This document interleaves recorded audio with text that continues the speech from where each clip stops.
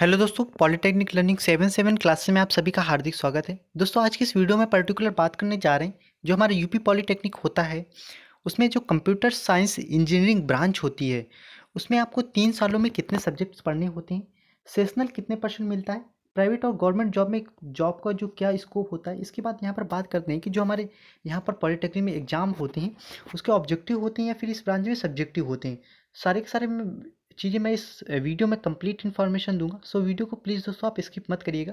दोस्तों, हमारे बीटेक के बाद जो कंप्यूटर साइंस की जो ब्रांच है वो अब डिप्लोमा में भी पॉपुलर होने जा रही है। धीरे धीरे से उतनी ज़्यादा पॉपुलर नहीं है, लेकिन अब धीरे धीरे से पॉपुलर हो रही है। ये जो कंप्यूटर साइंस ब्रांच है ये बीटेक में बहुत ज़्यादा पॉपुलर है। लेकिन काफ़ी सारा यहाँ पर भी आप काफ़ी सारी चीज़ें सीख पाएंगे। इसके साथ यहाँ पर ये भी बताऊँगा आपको कि कहाँ कहाँ पर आपको जॉब का कितना सारा स्कोप है। तो सबसे पहले हम लोग यहाँ पर ये देखते हैं कि इन 3 सालों में आप कितने सब्जेक्ट्स पढ़ेंगे, कितनी बुक्स पढ़ेंगे। दोस्तों, इसके साथ साथ भी बहुत सारी मैं एडिशनल इन्फॉर्मेशन इस वीडियो के थ्रू दूंगा। सो वीडियो दोस्तों प्लीज़ आप पूरा और अच्छी तरीके से देखना, वीडियो को स्किप मत करना दोस्तों, आधी आधी जानकारी मत लेना। तो सबसे पहले हम लोग यहाँ पर देखते हैं कितने सब्जेक्ट्स और कितनी बुक्स पढ़नी है। तो दोस्तों यहाँ पर देख लीजिए, सबसे पहले तो दोस्तों आपको इम्पॉर्टेंट बात ये है कि आपको ये पता होना चाहिए कि कौन से ऐसे सब्जेक्ट्स हैं जो आपको अपनी नॉलेज के लिए पढ़ने, यानी कि केवल आप इंजीनियरिंग करने जा रहे हैं तो उनका बेसिक्स पता होना चाहिए। उन सब्जेक्ट्स का उनको उन पे आपको स्पेशलाइजेशन करने की ज़रूरत नहीं होती है। लेकिन जो आपके ट्रेड सब्जेक्ट यानी कि कोर सब्जेक्ट होते हैं जिन पर आपको स्पेशलाइजेशन करने की ज़रूरत होती है, वो आपको पता होने चाहिए। सो उस ये सारे सब्जेक्ट मैं इस वीडियो में बताऊँगा, क्योंकि दोस्तों क्या होता है, हमें पता नहीं होता है और हम गलत तरीके से, क्योंकि कहीं न कहीं अगर आप इंजीनियरिंग करने जा रहे हैं तो आपको सारी चीज़ें नॉलेज होनी चाहिए। तो सबसे पहले हम लोग दोस्तों बात करते हैं जनरल स्टडीज़ की, ठीक है? तो जनरल स्टडीज़ का मतलब दोस्तों यहाँ पर होता है, जनरल स्टडीज़ आप सामान्य अध्ययन, यानी कि इन सब की चीज़ें बहुत ज़्यादा स्पेशलाइजेशन की ज़रूरत नहीं, बस आपको नॉर्मल पता होना चाहिए, वो चाहे कम्युनिकेशन हो। इसमें आपको इंग्लिश पढ़ाया जाता है, एनवायरमेंटल स्टडीज़, एनर्जी कंजर्वेशन और industrial management and entrepreneurship development, यानी कि अगर आप खुद का बिजनेस कोई स्टार्ट करने जा रहे हैं तो वहाँ पर ये सारी चीज़ें बहुत ज़्यादा इंपॉर्टेंट रोल अदा करती हैं। फिर बात करते हैं अप्लाइड साइंस की। अप्लाइड साइंस में क्या होता है दोस्तों कि अप्लाइड साइंस में अगर आप कोई भी अपना इंजीनियरिंग का कॉन्सेप्ट समझने जा रहे हैं तो उसके पहले कुछ बेसिक चीज़ें आपको पता होनी चाहिए साइंस की। तो यहाँ पर अप्लाइड मैथमेटिक्स होता है, applied physics and applied chemistry, ये सारे के सारे हमारे 3 सब्जेक्ट होते हैं। इन 3 सब्जेक्टों में जैसे जो अप्लाइड मैथमेटिक्स है, यहाँ पर दोस्तों आप 11th 12th एंड बीएससी इनकी मैथ्स यहाँ पर पढ़ते हैं, जो कि आप जितनी यूज होती है, बहुत पूरी नहीं, बस इतनी जितनी यूज होती है। अप्लाइड फिजिक्स में आप 11th एंड 12th की फिजिक्स पढ़ते हैं और अप्लाइड केमिस्ट्री में 11th एंड 12th की केमिस्ट्री पढ़ते हैं दोस्तों। फिर बात करते हैं बेसिक कोर्स इन इंजीनियरिंग या फिर टेक्नोलॉजी। दोस्तों, अगर आप इंजीनियरिंग करने जा रहे हैं, ये तो हो गया नॉलेज। इसके साथ साथ इंजीनियरिंग आप कोई भी, चाहे आप सिविल, मैकेनिकल, कंप्यूटर, कुछ भी हो, इलेक्ट्रॉनिक्स, तो ये आपके ये बेसिक सब्जेक्ट सभी को पढ़ाए जाते हैं। जैसे आपको पता होना चाहिए कि अगर आप ड्राइंग बनाने जा रहे हैं तो वहाँ पर आप अपने इंस्ट्रूमेंट को किस तरीके से यूज करेंगे। तो अगर आप वहाँ पर आपको कोई सर्किल बनाना है, कोई हेक्सागन, पॉलीगन बनाना है, कोई आपको लाइन खींचनी है, कोई किसी लाइन को डिवाइड करना है, तो ये सब चीज़ें आपको बेसिक में पढ़ाई जाती हैं, लेकिन है वो कहीं ना कहीं इंजीनियरिंग का ही पार्ट ही। तो इसमें दोस्तों ये 4 सब्जेक्ट आते हैं, यहाँ पर आप देख सकते हैं, वो इन ये 4 सब्जेक्ट आते हैं। जैसे पहला है fundamental of computer information technology. यहाँ पर जिसमें आपको कंप्यूटर के फंडामेंटल्स बताए जाते हैं, चाहे वो हमारे ऑफिस हो, चाहे किसी सॉफ्टवेयर को इंस्टॉल करना हो, अनइंस्टॉल करना हो, किस तरीके से कंप्यूटर की नॉर्मल, मतलब आप उसकी कनेक्टिंग होती है, नेटवर्क के बारे में नॉर्मल बताया जाता है। टेक्निकल ड्राइंग वही मैंने अभी बता दिया। वर्कशॉप प्रैक्टिस, यहाँ पर आपको चीज़ें जो डिफरेंट डिफरेंट टाइप्स की हल्की फुल्की मशीनें आपको चलाना आनी चाहिए। इसके बाद बेसिक आप इलेक्ट्रिकल एंड इलेक्ट्रॉनिक्स इंजीनियरिंग। ये समझ लीजिए दोस्तों, क्या होता है कि अगर आप कंप्यूटर साइंस से करने जा रहे हैं तो इसमें क्या होता है कि यहाँ पर आपको इलेक्ट्रिकल एंड इलेक्ट्रॉनिक्स का भी बेसिक नॉलेज होना चाहिए, ठीक है? ऐसा ही नहीं कि आपने प्रोग्रामिंग तो बहुत अच्छी से सीख ली, बहुत अच्छे से, लेकिन आपको बेसिक, सपोज एक तार टूट गया, अब एक तार आपको टूट गया, बस आप परेशान हैं। तो ये सारी चीज़ें आपको बेसिक नॉलेज ये भी होना चाहिए। अब बात करते हैं दोस्तों, ये आपके हो वो सब्जेक्ट हैं जो आपको जिनमें बहुत अच्छी आपको कमांड बनानी है, स्पेशलाइजेशन करना है।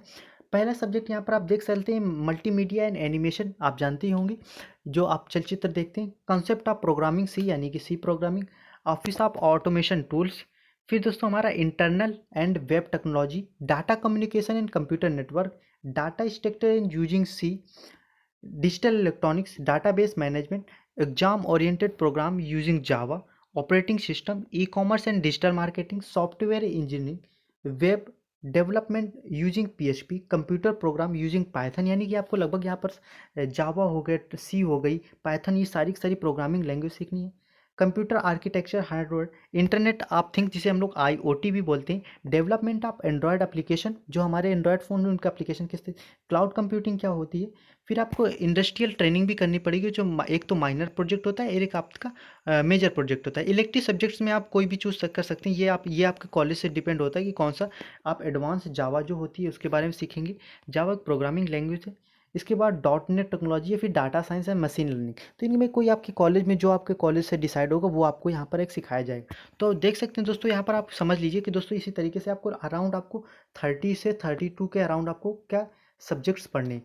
ठीक है, तो इसी तरीके से आपकी बुक्स भी इसी तरीके की आ जाएंगी, 30 मतलब 30 से 32 अराउंड आपकी बुक्स भी होंगी। अब देखिए दोस्तों, बुक्स क्या है कि हो सकता है आपके पास एक सब्जेक्ट की दो दो बुक पढ़नी पड़ जाए, कभी कभी एक एक सब्जेक्ट के कई से सारे पार्ट्स होते हैं, तो बुक्स थोड़ी बढ़ती घटती रहती हैं। ऐसी कोई बहुत बड़ी बात नहीं कि नहीं एग्जैक्ट आपको इतनी बुक्स। हाँ, ये समझ लीजिए कि आपको पर सेमेस्टर में अराउंड 5 to 6 बुक्स तो पढ़नी ही पढ़नी है। अगर आप एडवांस सीखना चाहते हैं तो एडवांस सीखिए और बहुत अच्छी बात है।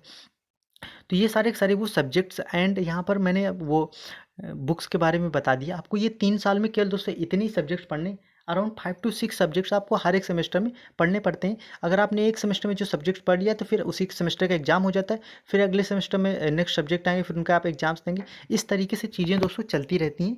ठीक है, अब यहाँ पर दोस्तों बात करते हैं दोस्तों एग्जाम्स वगैरह की। यहाँ सेशनल की बात करते हैं तो सबसे पहले मैं आपको जो हमारे होता है सेशनल, या आपकी जो मैं सेमेस्टर वाइज जो आपका होता है उसको मैं दिखा देता हूँ कि सेमेस्टर वाइज आपको किस तरीके से चीज़ें चलती हैं। तो ये देख लीजिए दोस्तों, ये फर्स्ट सेमेस्टर का यहाँ पर आपको दिया गया है कि फर्स्ट सेमेस्टर में आपको कितनी चीज़ें यहाँ पर पढ़नी है। तो ये देख सकते हैं इतने आपको फर्स्ट सेमेस्टर में सब्जेक्ट से पढ़ने पड़ेंगे।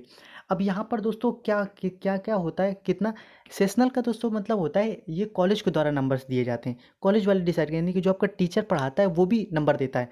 और एक्सटर्नल का मतलब होता है इसके आपको पेपर आएंगे, पेपर होगा उसका रिटर्न आपको देना पड़ेगा। और उसके बाद बाहर से एक एग्जामिनर आता है, वो आपका वाइवा लेगा, तो वो आपको एक्सटर्नल में आते हैं।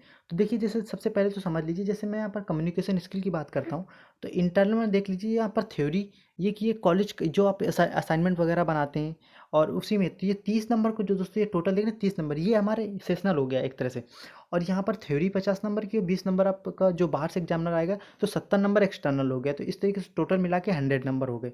इसी तरीके से सेम मैथमेटिक्स में होगा, physics, chemistry, fundamental of computer information technology, technical drawing, इस तरीके से सारे के सारे होते हैं। तो यहाँ पर आप देख सकते हैं कि आपको सेशनल कितना यहाँ पर 250 नंबर का बन रहा है, और यहाँ पर टोटल ये देखिए एक्सटर्नल आपको 450 नंबर का, इस तरीके से जोड़ करके 700 नंबर का दोस्तों बन रहा है। जो आपका फर्स्ट ईयर का जो आपका बन रहा है पूर्णांक, वो 700 नंबर का। अब इसमें आपका कितने आते हैं उस हिसाब से आपका परसेंटेज बनता है। इस तरीके से दोस्तों आप ये फर्स्ट सेमेस्टर का, ये आपका सेकेंड सेमेस्टर का रहा दोस्तों, आप स्क्रीनशॉट चाहें तो ले सकते हैं। फिर ये हमारा थर्ड सेमेस्टर का रहा दोस्तों। ठीक है, फिर ये हमारा फोर्थ सेमेस्टर का देख लीजिए, ये फोर्थ सेमेस्टर का हमारा चाहें तो आप स्क्रीनशॉट ले सकते हैं। फिर हमारा ये फिफ्थ सेमेस्टर का है, देख लीजिए। फिर हमारा ये सिक्स सेमेस्टर का है। ये सारा का सारा हमारा सिलेबस एंड सब्जेक्ट्स यहाँ पर आपको दिए गए हैं, कितने किसके क्या है कितने। तो देख लीजिए यहाँ पर आपको दोस्तों 2.5 घंटे का आपको पेपर होता है, 50 नंबर का। मोस्ट हर सारे एग्जाम लगभग आपके 50 नंबर के ही होते हैं। ठीक है, तो ये सारी चीज़ें रही। अब लोग दोस्तों हम लोग बात करते हैं कि कंप्यूटर साइंस में दोस्तों जॉब की क्या अपॉर्चुनिटी है, यहाँ पर आपको गवर्नमेंट जॉब में क्या अपॉर्चुनिटी है। और देखिए दोस्तों, सेशनल के बारे में तो मैंने बता ही दिया कि कितना क्या परसेंटेज आप निकाल सकते हैं। मैंने बता दी कि कितना क्या कौन कौन से कहाँ कहाँ पर कितना सेशनल है। तो ये चीज़ें आप अपने खुद से भी निकाल सकते हैं, क्योंकि बहुत ज़्यादा वीडियो लेंदी हो जाएगी। अब बात करते हैं यहाँ पर हम लोग जॉब्स के बारे में, कहाँ कहाँ पर कितनी जॉब्स होती हैं। दोस्तों यहाँ पर आप देख लीजिए कि किस तरीके से यहाँ पर साफ साफ लिखा है, employment opportunity for diploma holders in computer science and engineering. तो सबसे पहले यहाँ पर देख लीजिए, जैसे हमारा जो सर्विस डिवीज़न होता है वहाँ पर आपको assembly and quality control division, software development वगैरह में भी आपको बहुत अच्छी जॉब मिल जाती है। वेब डेवलपमेंट इंडस्ट्री हो गई, मोबाइल एप्लीकेशन, दोस्तों मोबाइल का तो आजकल बहुत सारा ज़माना है, तो इसी वजह से कंप्यूटर साइंस वालों की बहुत ज़्यादा डिमांड बढ़ रही है कहीं ना कहीं। फिर junior level data analyst, industry automation, e commerce supporter, जो हमारे जो इस समय देख सकते हैं आप फ्लिपकार्ट है, ये सब है, तो यहाँ पर ई कॉमर्स सपोर्टर ये इंजीनियर होते हैं। इसके बाद आप देख सकते हैं एनिमेशन इंडस्ट्री दोस्तों बहुत ज़्यादा बढ़ रही है। ठीक है, इसके बाद डाटा प्रोसेसिंग इंडस्ट्री हो गई, मार्केटिंग डिवीजन हो गया, चाहे वो एस एम ई हो गया, इंस्टीट्यूशन सेगमेंट हो गया, टेलीकम्युनिकेशन सेंटर, दोस्तों आप देखते हैं फ़ोन टेलीकम्युनिकेशन, चाहे आप फ़ोन हो चाहे जो भी हो। इसके बाद बात करते हैं नेटवर्किंग में लैन हो गया, वैन, बहुत अच्छा स्कोप है। इसके बाद दोस्तों डिफेंस सेक्टर हो गया। डिफेंस सेक्टर में दोस्तों आपका पुलिस हो गई, साइबर सर्विस हो गई, फॉरेंसिक सर्विस हो गई, डिफेंस सर्विस हो गई। उसके बाद दोस्तों टीचिंग ऑर्गेनाइजेशन में भी आप, जैसे पॉलिटेक्निक, वोकेशनल इंस्टीट्यूट, तो इन सब में भी दोस्तों बहुत अच्छी सी आप जॉब कर सकते हैं। यहाँ पर प्राइवेट और गवर्नमेंट दोनों के लिए दोस्तों यहाँ पर सबसे ज़्यादा स्कोप है। दोस्तों मैं सीधे कहूँगा यहाँ पर प्राइवेट का बहुत ही अच्छा स्कोप है। अगर आप अच्छी नॉलेज है तो आप दोस्तों आपकी सैलरी बहुत अच्छी यहाँ पर मिलती है। स्टार्टिंग में सैलरी नहीं मिलती, लेकिन अगर जैसे आपके अपनी फील्ड का नॉलेज होता जाएगा आपको मिलता जाएगा। इसके साथ साथ दोस्तों यह और भी देख सकते हैं यहाँ पर, जो यहाँ पर साफ साफ लिखा है कि while in employment the following areas of activity in different organisation industry service sector are usually